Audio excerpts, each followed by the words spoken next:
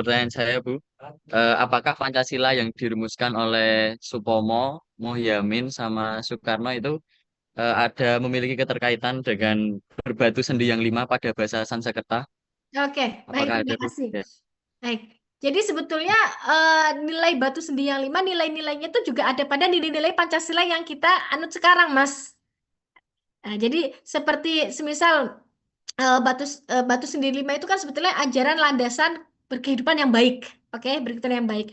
Ya, tentu nilai ketuhanan juga ada di dalamnya. Nilai persatuan juga ada di dalamnya. Tentu Supomo Yamin juga memiliki bukan memiliki secara langsung ya, tapi kemudian ada secara tidak langsung ajaran batu sendi yang lima. Tapi secara jelas Pancasila itu, nama Pancasila itu tadi kenapa harus panca secara jelas ya. Nah, kenapa harus panca? Itu inspirasinya juga dari batu sendi yang lima. Nah, nilai-nilai dari batu sendi yang lima itu juga ada pada nilai-nilai Pancasila yang secara tidak langsung, saya katakan secara tidak langsung, apa yang dirumuskan oleh Soekarno, apa yang dirumuskan oleh Yamin, apa yang dirumuskan oleh Supomo itu juga ada kaitannya dengan batu sendi yang lima. Gitu ya, Mas Anas. Oke, saya lanjut ke Vincentius. Silakan, Mas Vincentius. Ya baik Bu, sebenarnya Dari kelas saya mana? Vincentius Rafael dari kelas akuntansi B25. Oke, silakan. Jadi sebelumnya kan disinggung mengenai agama sebagai keturunan kan ya Bu. Oke. Jadi pertanyaan saya adalah apakah agama sebagai keturunan ini berkaitan dengan doktrin-doktrin agama yang apa menimbulkan sikap intoleran gitu. Terima Ya, kasih. oke. Baik, terima kasih Mas Vincentius. Ya, saya ulangi lagi bahwa secara teori agama itu bukan keturunan. Secara teori agama adalah keyakinan. Tetapi dalam praktek di Indonesia agama ini keturunan, ya. Karena kita paham orang tua agamanya X, anak keturunan yang lain juga agamanya X. Nah, bagaimana sih kenapa anak ini bisa agamanya ikut ke agama orang tuanya? Karena ada doktrinasi yang dilakukan oleh orang tuanya. Doktrinasinya melalui apa? Melalui melalui peribadahan-peribadahan yang dilakukan oleh orang tuanya, anaknya melihat, kemudian melalui apa informasi-informasi agamanya yang kemudian anak menganggap bahwa informasi yang diberikan oleh orang tua adalah informasi yang pasti akan benar. Nah, itu adalah jalur doktrinasi yang dilakukan oleh orang tua kepada anak dalam proses agama. Gitu ya. Nah, bisa saja doktrinasi ini juga akan menimbulkan intoleransi terhadap agama. Semisal ya, dalam parenting bahwa em, kalau berteman jangan dengan agama yang lain ya. Mungkin saya sebagai orang tua akan khawatir. Nah, ini bagian dari intoleransi toh. Nah, ini tergantung pada sisi parenting orang tua. Jadi doktrinasi yang dilakukan oleh orang tua adalah pada pemahaman agama. Oke, pemahaman agama. Tapi proses dalam pemahaman agamanya, prosesnya mungkin bisa menimbulkan intoleransi cara memahamkannya. Karena banyak gitu ya, banyak orang tua yang kemudian meminta kalau kalau berteman gitu ya, kalau berteman sesama agama, kalau pernikahan jelas sesama agama ya, dalam agama apapun juga menghimbau sesama agama, oke ya. Eh, saya yakin semua agama juga mengajarkan hal yang sama toh, menikah dengan sesama agama. Nah, oke ya, saya rasa teman-teman akan setuju dengan pernyataan saya menikah dengan sesama agama. Terus kemudian intolerannya di mana? Misal dalam pertemanan, misal dalam apa lagi? Misal dalam pendidikan, oke? Misal dalam pendidikan, misal eh saya kan ada ya Atma Jaya, Sanata Dharma, UIN, yang mahasiswanya di luar dari ajaran agama universitasnya. Nah, UIN banyak kok mahasiswa yang kemudian di luar dari agama Islam gitu ya. Nah, tapi kemudian saya menganggap bahwa nggak boleh nih belajar di lembaga yang di luar dari agama saya, ini bagian dari intoleran. Terus kemudian ada bagian intoleran yang lain. Bagian intoleran yang lain apa? Mengejek puji-pujian agama yang lain. Ya, semisal, ini hanya contoh, mohon maaf jangan di framing ya. Misal, kamu enak ya agamanya cuma nyanyi-nyanyi. Kamu enak ya agamanya cuma gerak-gerak. Kok kamu kok kamu agamanya mengajarkan ibadah sehari 5 kali sih, saya dong sehari sekali, simple. Nah, Tuhan saya tuh terlalu simpel gitu. Semisal begitu, ini bagian dari ajaran intoleran teman-teman. Ya, ini yang tidak diperkenankan dalam mendoktrin suatu agama. Nah, jadi proses itulah yang kemudian membawa pengaruh kepada ini bentuk toleran atau intoleran. Jadi doktrinasi yang dilakukan oleh orang tua, agama dijadikan sebagai keturunan, yaitu melalui proses pribadian orang tua, anak akan melihat bahwa apa yang dilakukan orang tua pasti adalah yang terbaik. Terus kemudian informasi-informasi keagamaan, apa yang disampaikan oleh orang tua adalah pasti merupakan informasi terbaik dan sebagai anak harus nurut, ya kan itu bagian dari proses doktrinasi. Oke, the last one is Muhammad Ramadan, please. Mas Rio dulu Bu, Mas Rio. Mas Rio Oh, dulu. mana Mas Rio? Oh, bukannya. Oh, Rio itu bagian dari hak Yoknas. Eh, Oh, Ibu, Oh, oh, izin bertanya, Bu. oke, silakan. Namanya?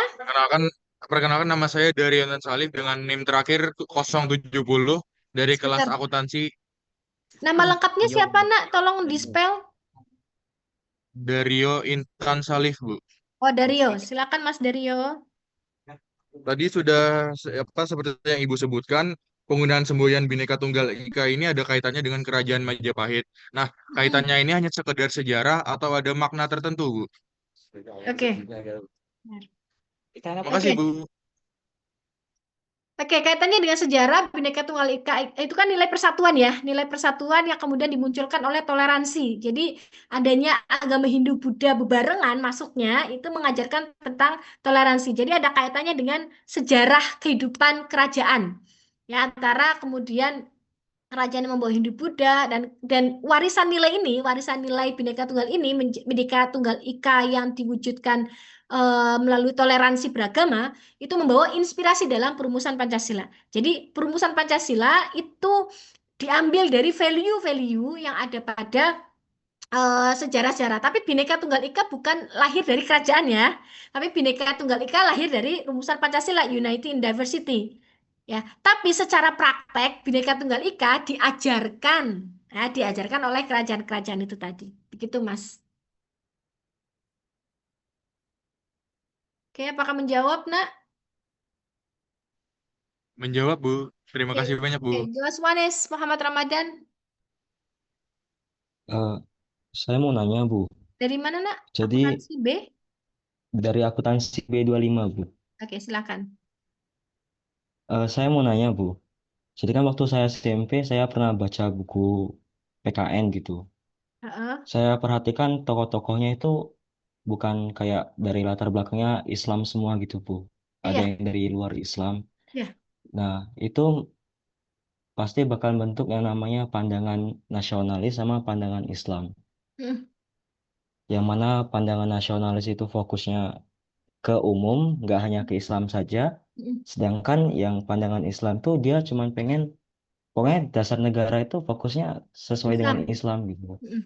Pertanyaan saya Bu, waktu merumuskan dasar negara itu eh, kelompok pandangan nasionalis dan kelompok Islam punya dan pandangan kelompok Islam Mm. itu bagaimana cara mereka menyelesaikan perbedaan itu sampai akhirnya lahirlah Pancasila seperti sekarang. Oke, khususnya pada perbedaan Piagam Jakarta ya. Piagam Jakarta kan ada kelompok Islam banget ya, khususnya di sila pertama di Piagam Jakarta. Oke, kalau kita kemudian balik ke materi sebelumnya ya, balik ke materi-materi sebelumnya, bahwa Pancasila itu kan dirumuskan ada kesepakatan gitu ya, ada kesepakatan dalam fungsi Pancasila. Mungkin teman-teman sudah masih ingat ya, dalam fungsi Pancasila bahwa atas nama atas Soekarno-Hatta. Nah, atas nama bangsa Soekarno-Hatta itu kan tidak ada golongan mana agama A, mana agama B, mana agama C, mana agama D. Artinya semua manfaat yang ada pada nilai Pancasila itu pragmatis. Ya, kebermanfaatannya untuk semua, bukan untuk golongan tertentu. Golongan mungkin para perumusnya, golongan mungkin agama tertentu atau golongan suku tertentu secara pragmatis itu bermanfaat untuk seluruh bangsa Indonesia. Nah, namun memang secara mayoritas para perumusnya memang beragama Muslim gitu ya, secara mayoritas. Walaupun ada agama yang lain. Nah, inilah yang kemudian membawa pengaruh Piagam Jakarta kepada Perserikatan Islam yang ada pada sila pertama, Mas. Ya, yang ada pada sila pertama. Kenapa kemudian Piagam Jakarta ada pada Perserikatan Islam? Jadi sejarahnya begini, teman-teman, dalam BPPKI itu kan dihadiri oleh 60 anggota, ya kan? Dihadiri oleh 60 anggota. Kemudian persidangan selanjutnya sampai dengan PPKI terakhir itu akhirnya mengerucut. Oke, mengerucut pada orang-orang tertentu. Nah, lesson learn-nya begini. Dalam memutuskan sesuatu diawali dari perhimpunan orang banyak. Dalam mengesahkan sesuatu, jangan sampai kemudian perhimpunan orang banyak itu dilibatkan lagi, tetapi perwakilan. Nah, lesson-nya itu tadi. Kenapa harus perwakilan? Supaya tidak banyak lagi masukan-masukan. Karena kita sudah mendapatkan masukan dari rapat pertama, mungkin rapat awal. Khususnya pada perspektif dalam Pancasila, ya, khususnya dalam BPPKI, kita mengumpulkan 60 anggota sampai dengan persidangan berikutnya di PPKI mengerucut. Nah, pengerucutan ini ada orang-orang yang kemudian seluruhnya adalah Muslim. Nah, kalau kita melihat secara historis, ya, secara historis, dari mulai BPPKI 60 anggota sampai dengan selanjutnya akhirnya mengerucut. Nah, saat itu kan Piagam Jakarta dibentuk karena untuk desakan kita segera merdeka. Oke, dan Piagam Jakarta sifatnya sementara dan akhirnya dikaji kembali. Jadi secara historis begitu, teman-teman. Tapi historis ini tidak masuk pada teks sejarah. Oke, tidak masuk pada teks sejarah.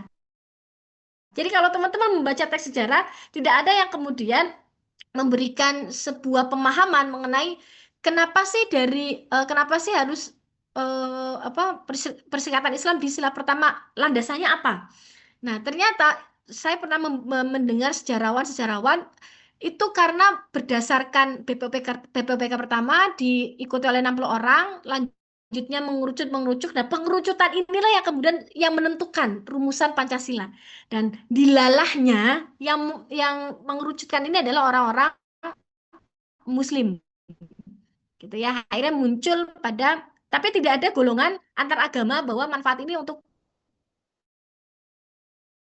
manfaatnya adalah pragmatis, bahwa bermanfaat untuk seluruh bangsa Indonesia. Maka Piagam Jakarta direvisi, dikaji kembali. Hasil revisinya sila pertama adalah ketuhanan yang Maha Esa, yang kemudian memfasilitasi ke 6 agama yang saat itu 5 agama ya. Dan kemudian muncul Konghucu. Sekarang menjadi 6 agama, memfasilitasi 6 agama yang ada di negara kita. Begitu Mas Muhammad Ramadan. Terima kasih, Bu. Oke, saya lanjut ke ini ya, ke presensi terlebih dahulu.